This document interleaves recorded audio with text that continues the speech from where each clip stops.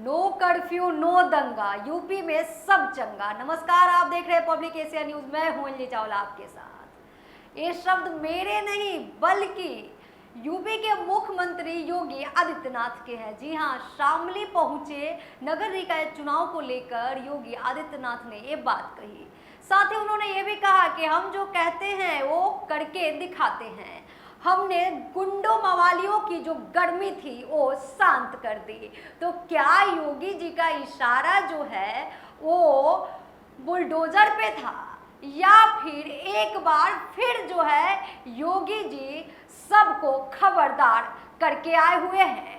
योगी के शब्दों से तो यह साफ साबित हो चुका है कि योगी जी सबको खबरदार करते हुए नहीं थकते हैं।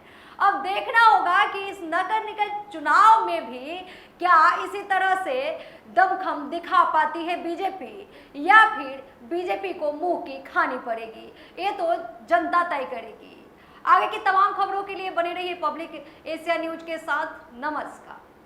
दरअसल आपको बता दें कि उत्तर प्रदेश के मुख्यमंत्री योगी आदित्यनाथ आज शामली जनपद के दौरे पर थे, जहां पर उन्होंने शामली शहर के वीवी इंटर कॉलेज में एक विशाल जनसभा को संबोधित किया और आने वाले नगर निकाय चुनाव में भाजपा के समर्थित उम्मीदवारों को अपना पूर्ण समर्थन देने की अपील की। योगी ने कहा कि शामली वह क्षेत्र है जहाँ पर पहले दंगा हुआ करता था और लोग शामली को दंगा जला के नाम से जानते थे, लेकिन आज शामली की पहचान बदली है। योगी ने किराना पलायन का मुद्दा भी उठाया। उन्होंने कहा कि पहले किराना और कांद्रा से व्यापारियों का पलायन होता था, लेकिन आज उन पलायन कराने वाले और दंगा कराने वाले लोगों की गर्मी शांत हो चुकी। योगी ने ये भी कहा कि पहले विधानसभा चुनाव में हमने वादा किया था कि गुंडे और माफियाओं की गर्मी शांत कर देंगे और अब आप देख सकते हैं कि उन गुंडे और माफियाओं के मरने के बाद अब उनके पीछे कोई दो बूंद आंसू बहाने वाला भी नहीं है। योगी आदित्यनाथ ने शामली से एक नया नारा भी दिया, जिसमें उन्होंने कहा कि यूपी में अब नो कर्फ्यू नो दंगा, यूपी में अब सब कुछ चंगा।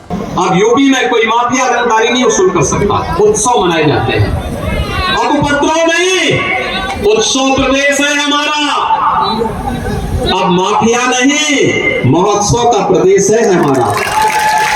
और इसलिए भाइयों बहनों, आप सबका आह्वान करने के लिए मैं आया हूं कि भारतीय जनता पार्टी ने प्रधानमंत्री जी के विजन को यूपी ने अपना मिशन बनाया है और यूपी के इस मिशन में आपका आशीर्वाद हमारे प्रत्याशियों को चाहिए। नो कर्फ्यू नो दंगा, यूपी में चंगा है ना। अब कर्फ्यू नहीं, कांवड़ यात्रा निकल रही है ना, खुश है ना। एक कर्फ्यू लगाने वाले भी आए होंगे आपके यहाँ चुनाव में वोट मांगने के लिए, आएंगे गिड़गिड़ाएंगे। इनकी बातों में विश्वास मत करना, याद करना।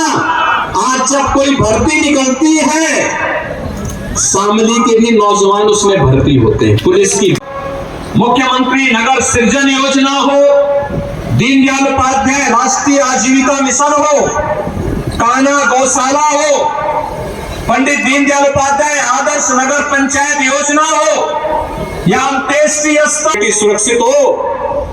उसने कहा एकदम सुरक्षित है। मैंने कहा स्कूल जाने में डर तो नहीं लगता?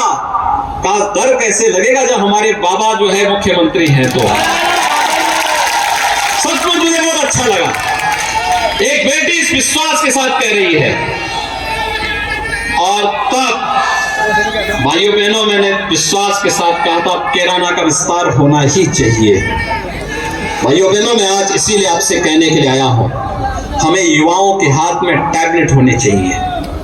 इसीलिए 2 करोड़ युवाओं को टैबलेट देने का काम कर रहे हैं। हमारे मंदिरों में और हमारे गांवों में, शहरों में भजन संध्या के कार्यक्रम होने चाहिए। मुख्यमंत्री पर्यटन संवर्धन योजना के अंतर्गत हर तीर्थ स्थल के सुंदरीकरण के कार्यक्रम को हमने एक नई व्यवस्था, इस पावन धरा को जिसे मां गंगा और यमुना का आशीर्वाद बराबर प्राप्त होता रहा है। देश की आजादी के दौरान जिस धरा के सूरवीरों ने विदेशी हुकूमत की चूलों को हिलाने का काम किया था और स्वतंत्र भारत में देश की सुरक्षा की बात हो, यहाँ के नौजवानों के योगदान और चाहे यहाँ के अन्नदाता किसानों की समृद्ध परंपरा रही हो, यहाँ के व्यापारियों के द्वारा विपरीत परिस्थितियों में जो कार्य किया गया, प्रदेश की समृद्धि के लिए, देश की समृद्धि के लिए, इन सब अपने नागरिकों का, इन सभी महानुभावों का हृदय से अभिनंदन करते हुए आज मैं शामली जनपद के आप सभी कार्यकर्ता भाइयों बहनों का भी हृदय से मैं अभिनंदन करता हूं। आप जनपद की क्या स्थिति हुआ करती थी, किराना का पलायन, कांदला में पलायन, गुंडा राज, दंगों का दंश, बुनियादी सुविधाओं का अभाव, यहाँ के नौजवानों को नौकरी नहीं मिलना, रिस्क लेकर के जो व्यापारी व्यापार करता था उसके व्यापार पर जबरन गुंडा टैक्स की वसूली, बिजली देने में भेदभाव और बेटियां स्कूल नहीं जा पाती थी।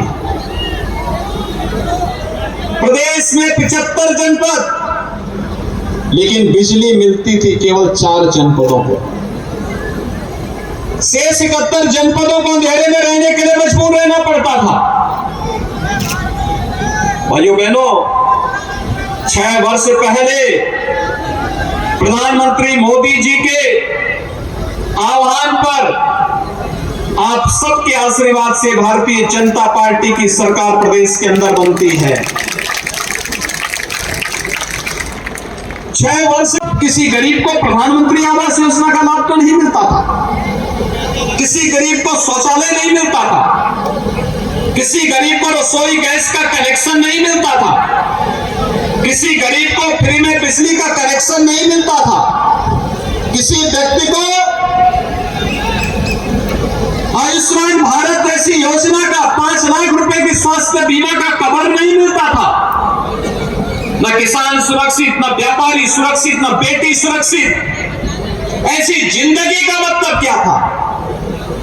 लेकिन आपने जब कहा कि मैं जातिवाद के आधार पर नहीं, हम तो राष्ट्रवाद के आधार पर भारतीय जनता पार्टी को वोट देंगे, तो भाइयों बहनों उत्तर प्रदेश को बदलने में देर नहीं लगी है।